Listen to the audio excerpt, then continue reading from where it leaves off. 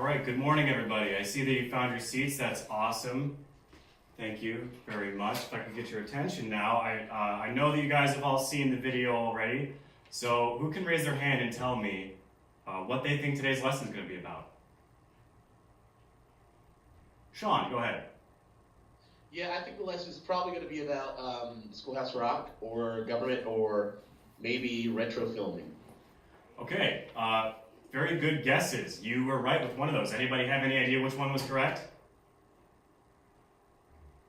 Well, I mean, I hope it's retro filming. Yeah, that could be fun. Maybe another day. But today we're actually going to be talking about the three branches of the government, okay?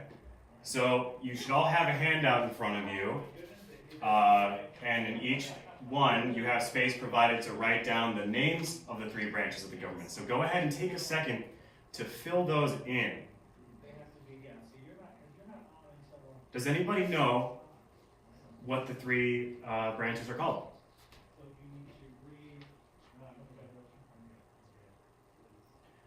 Yes, Ed. Yeah, so do you want me to, name one of them or all of them? You know, why don't you start with one? Okay, so there's the executive. Executive. That's great. Yeah, do you know any other names for the executive branch? You have to get permission to do that. Are you asking me or? Yes, I'm asking you, Ed. Okay. Yeah, the president. Nice, very good. Yeah, so the executive branch, and the other word that we have for that is president. Very good. And how many people are in that branch that we really care about here? How many are in the executive branch? Right, yeah. Well, I mean, if you want to be technical about it, it's him, but it's also the vice president. Then he has all the people in the cabinet.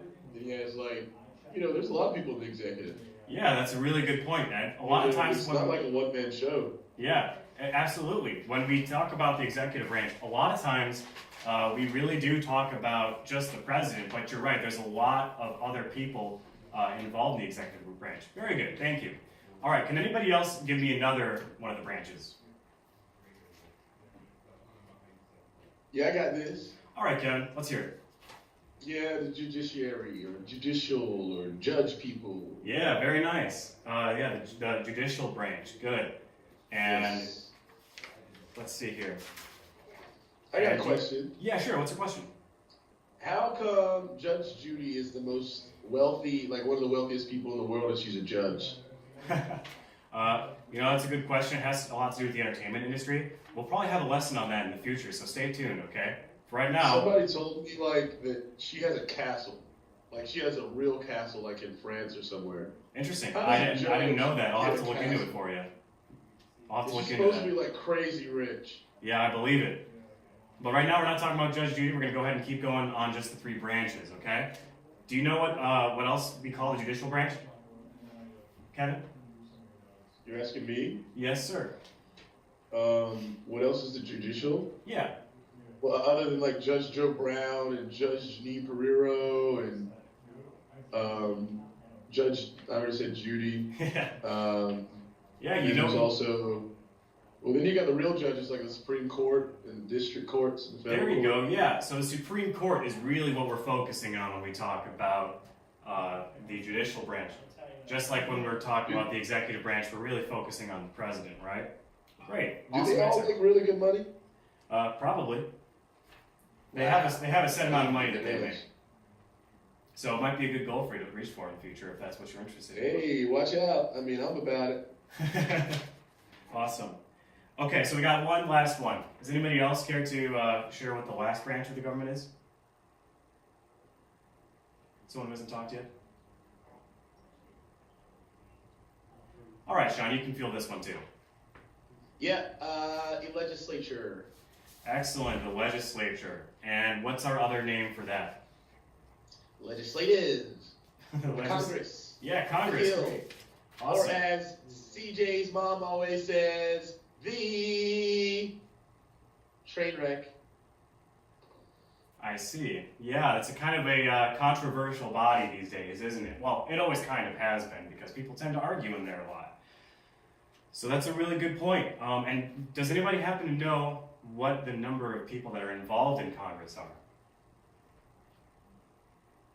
Like the number? Yeah, the number.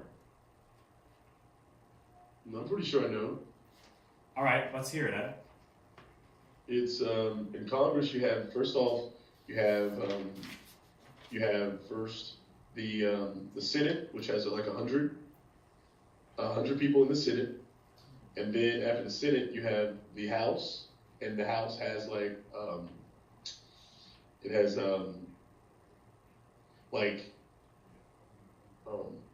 what is it, like through 435. Excellent, yeah. Great job. You got the numbers exactly right. Yes, the Senate's going to be 100 people, and the House is going to be 435. How come those numbers are different for the two different houses of the Congress? Are you asking me, or like you want to ask somebody else, or? Anybody can field this one. Just please raise your hand. Hey, I'll take it. All right, Kevin, let's hear it. Why is it different? Because the House is more about representation and the Senate is more about disrepresentation. Disrepresentation? What do you mean by that? Because it's like it's a facade. It's fake. You know, every state gets 2 senators, but not every state has the same population. Great, that's a really good point. That harkens back to the founding of the United States as to why we have those 2 different bodies. Because you're right, they come from 2 different ideas. The idea that the states should each have an equal amount of power in one body versus they should have a different amount of power in the other one because of their respective populations. That's a really good observation there, Kevin. Nice one. Okay, so we've gotten through all 3 branches. That's awesome. So go ahead and write down the information that we've provided here. The one thing that we actually skipped over, and that's my bad, is how many people are involved in the judicial branch, or the Supreme Court to be more specific.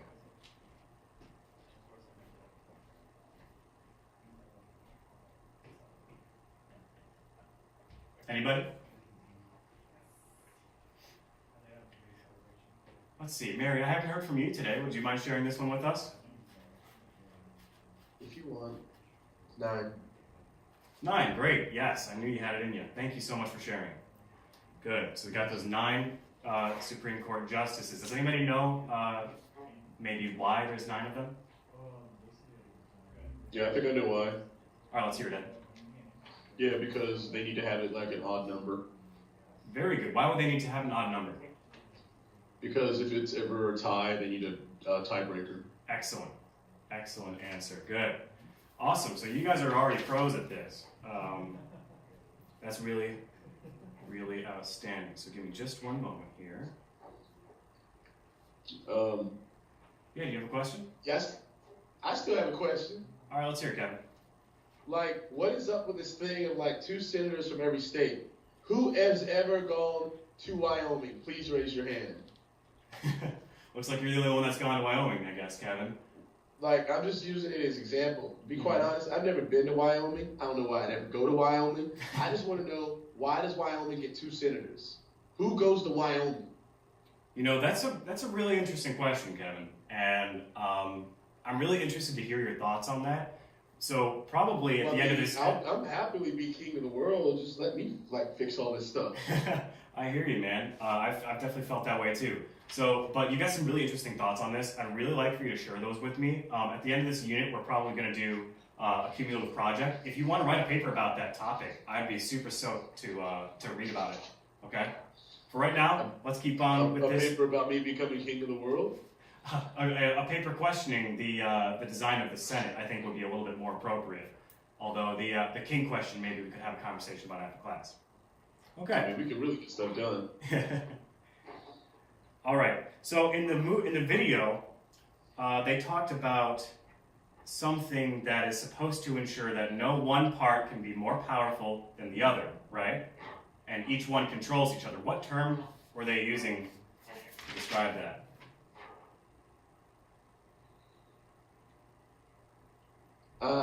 Pretty sure I know. All right, let's hear it, John.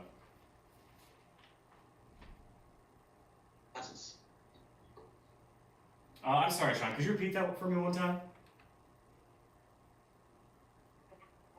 Yeah, checks and balances. Checks and balances. Excellent answer. You guys have heard of that term before, right? It's kind of one of those important principles that we've all You okay, Ed? Yeah, sorry, I got a little something in my throat. All right, no worries, no worries. Just wanted to make sure.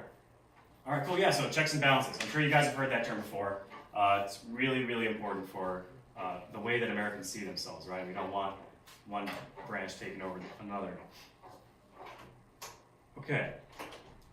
So, what terms are used to check and balance the Congress? What terms are used to check and balance the Congress? Yes.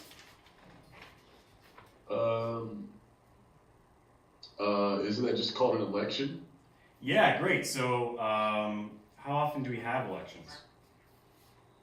All the time now. It's like as soon as one's over, there's like another commercial on TV. I feel you on that one. It feels like it's kind of hard to get away from some of this stuff sometimes. Yeah, it never stops. Yeah. So does anyone know the actual number of years that we have an election?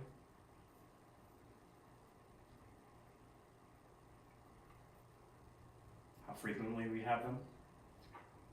Cindy, we haven't heard from you today. Would you mind sharing the answer to this one? Yeah, I mean, I kind of agree with what Ed was saying. It seems like they're like every day. I mean, when does it stop? Yeah, that's a good question. Well, when it stops, usually we have the national elections every 2 years or so, right? Does anybody notice that? I know that we have political ads going all the time, but really we're electing people into office every 2 years. Why do we do that every 2 years? And this is a question for everybody. Because we need time to recover, regroup, and reload. Okay, that's an interesting thought. Does anyone else have a different answer? Sean, you look like you've got an answer.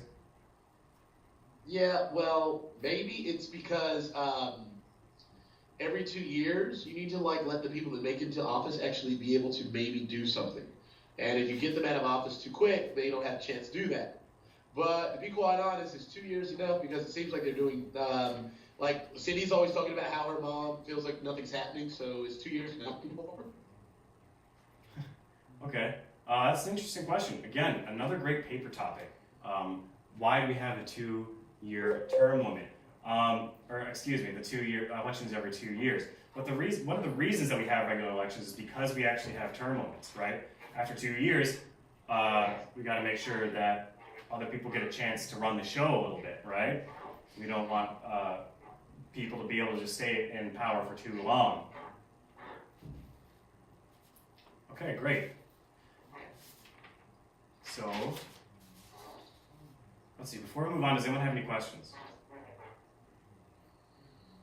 I mean, I've still got a question, but I mean, it's just about like that report. I mean, when we start doing this thing, do we start a campaign whenever I didn't be lucky? You know what, Kevin, that's your prerogative. If you want to start a campaign to become king of the world, you're welcome to do that. But as far as the project is concerned, really all I'm worried about is some of those really thoughtful questions that you were asking about the United States government. Okay, we can stop Well, simulation. yeah,